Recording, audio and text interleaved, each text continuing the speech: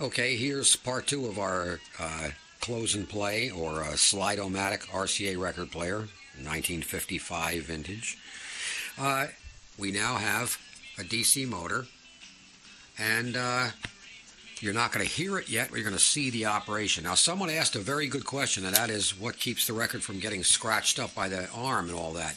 Well, when it's in the off position, ready to have a record loaded into it, the whole platform is lowered. See, it's spring-loaded. When you raise it up, it turns it on. When it finishes the record, the whole turntable platform settles down. This they do instead of having a lifting post for the tone arm. The tone arm just hangs there, and gravity makes the tone arm go back to the start position. So that when you, of course, with a thing in its cabinet, there's a slot here that when you slide the record in, it misses the needle by quite a bit.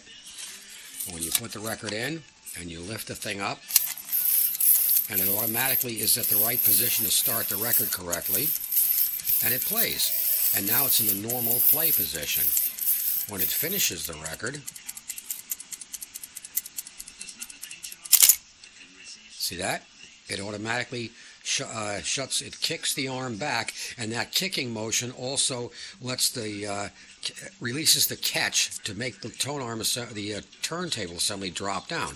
Then you reach through the front and you pull the record out, and you just shoot. You can, of course, without the cabinet, you have more.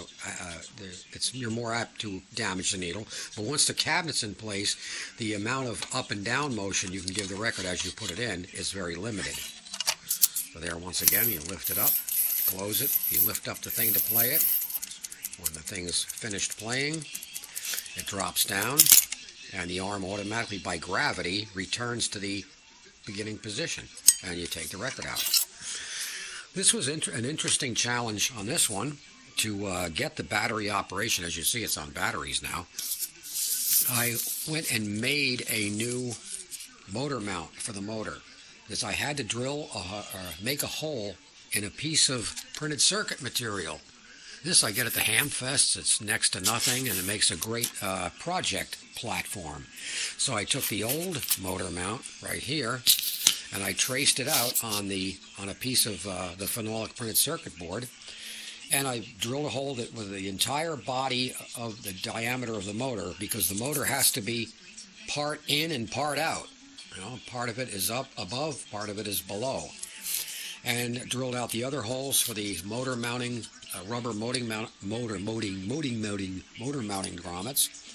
And it worked out real well. Now, as soon as we replace this stupid drive wheel, and I think Seaberg's Rock, Glenn has one he's going to bring me today, and I may be able to finish this today. But anyway, it's interesting, boy. They really didn't. It just didn't cost the company a lot of money to make these. I'll tell you that. They're very, very simple. But now it's been all lubricated, cleaned up, and the battery pack, when it's in the cabinet, will be right in here. And I'll put some kind of a clip to hold it steady. The battery clip will be there, and the preamp and transmitter chassis will be over here, and it'll be all set to go. It'll be a nice little car record player, you can take with you anywhere, and pretty cool.